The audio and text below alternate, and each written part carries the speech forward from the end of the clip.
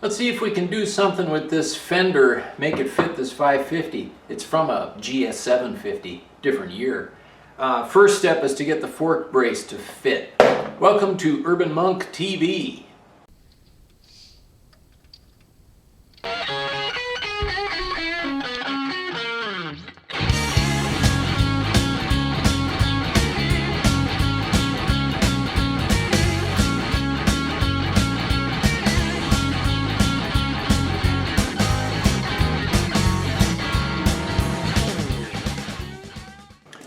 So in looking at this fender that I'm going to put on, I have this fork brace that goes between. This is from an 83, as I mentioned, GS550, and while the bolt holes down here look like they're a perfect match, the distance from here to here, you know, inside the forks is too great, and bending this is not exactly what I want to do. I need to remove some of the thickness, so I'm going to cut this thing and re-weld it together. So let me get our distance.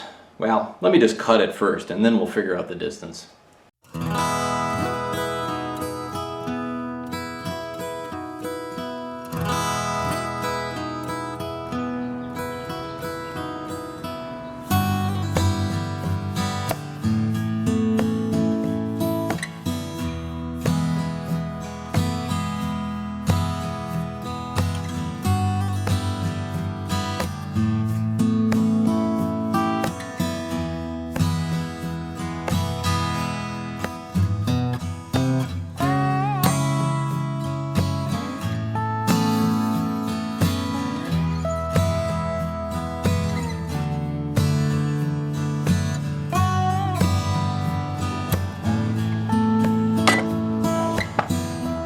Thinking the caliper has come out looking pretty good. You know, this is an area where a guy might want to sand and use rubbing compound and polishing compound and then wax it to get a really bright finish. I'm not going to bother. Too many nooks and crannies, and it is a gloss paint, so it looks pretty good. So just wanted to mention, on the brake line, I went with a 30-inch braided steel brake line. I think, you know, 30 inches is a pretty decent length because my caliper is going to be about there, so I'll have a little slack.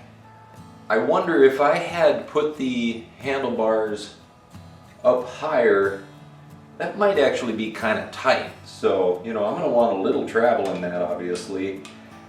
30-inch seems to be pretty good if you're doing the clip-ons down below the triple tree. If you were doing them above, like I had them in previous videos, maybe 32-inch. For what it's worth, maybe that helps somebody out. And then real quick, I wanted to show you guys this thing. Maybe this will also be helpful to some of you guys that are using rattle can paint. I just grabbed a small box. What I wanted to do, it was raining so much the past 2-3 weeks here in the Los Angeles area that I couldn't paint outside, and you know, I wanted to make forward progress, so I took a little box and I hung a little wire, and at least, you know, it doesn't completely contain it, but it really reduces the overspray a lot here in my garage. I don't want paint all over all of this stuff, you know, especially this. And so you could hang a part in here. I've got a little wire, and I can just go like this and rotate the part to get all sides of it. You know, little do-it-yourself at home and get the job done. Okay, I got really lucky with this fork brace in that it's from a 1983 GS750, but those bolt holes matched perfectly onto my 78 GS550. So that's nice. Got to get the other piece then welded on here, and I'm going to figure out how much I have to remove, but clearly you can see that's coming over more than half of the tire, so there's a significant amount of material I need to remove from the fork brace to get it to fit this bike, and then I'll weld the two pieces back together. More of the riveting stuff, cleaning. It's good for the soul. Wanted to give a shout out and a plug to a new channel that I've become connected with, D. Talo. I'll put a link below. He has a Suzuki GS550 and seems like a pretty smart dude. He built a really cool jig for getting the engine in and out of his frame by himself, which I just like it. People that see in pictures like that, that's fantastic. So check out his channel. I'll put a link below, and if you like what he's doing, subscribe.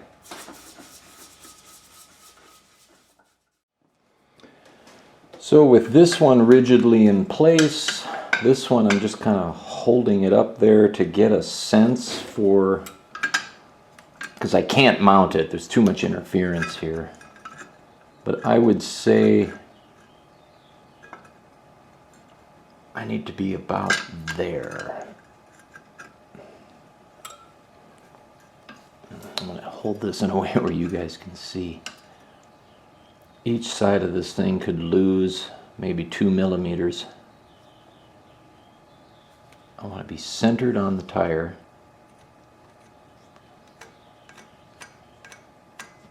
Roughly there.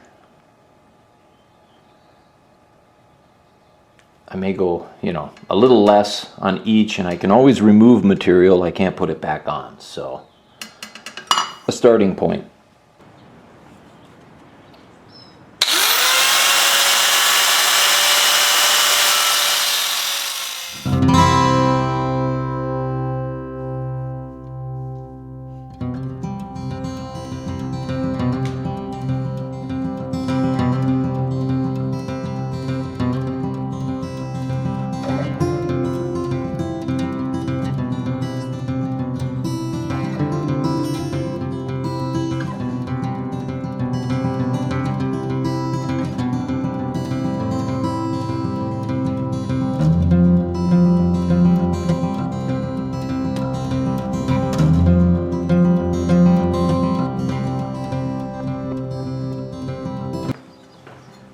So I've got half on there, that's bolted tight.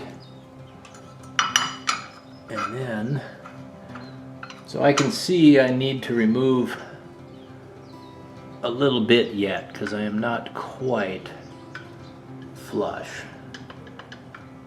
And it looks like I need to remove from both. Yeah, I'm just going to do the exact same thing again.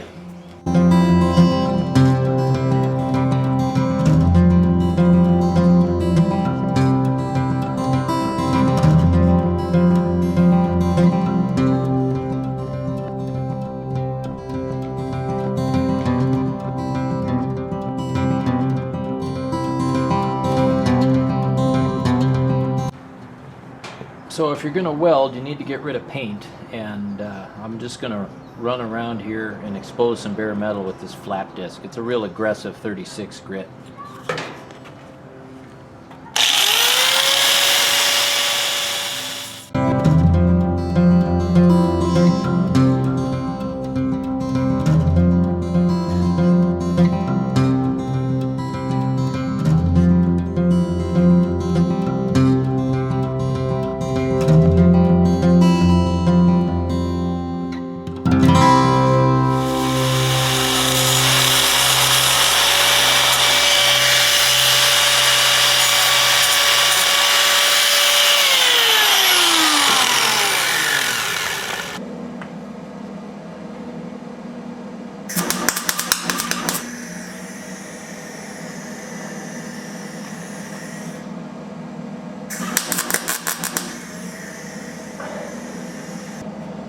Pretty thick metal for my small welder. We'll see.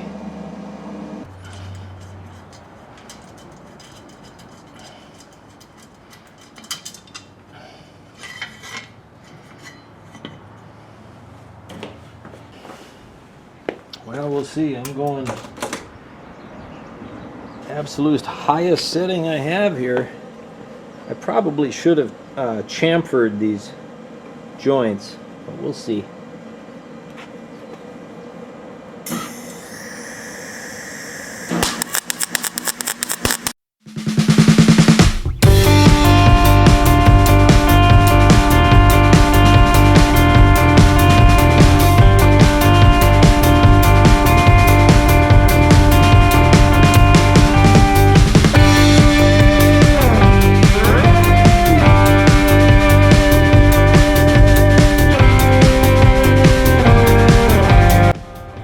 And if a welder ye are not, then ye shall be a grinder.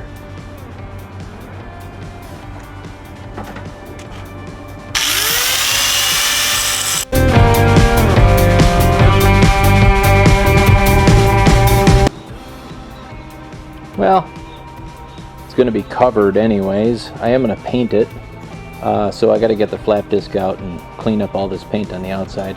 Underside is very ugly. Don't really care. Completely hidden and going to be getting messy anyways up against the tire. But it is strong.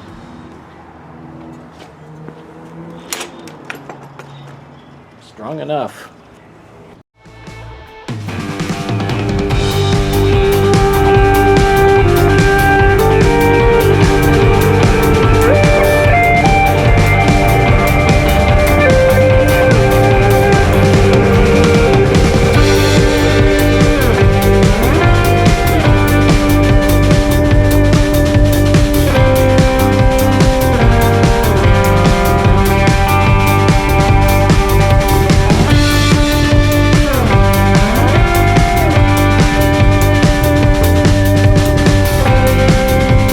So I think I'll just get busy painting that while the metal is still raw.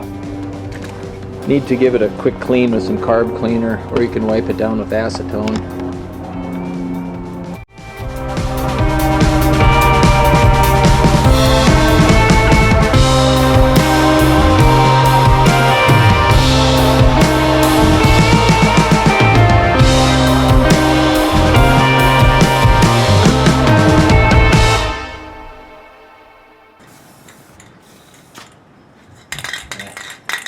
Dead soldier. Hey, that's going to have to be it for this episode. We got the fork brace together and we're getting it painted. I'm still going to have to drill some holes in it, so I thought of that after I primed.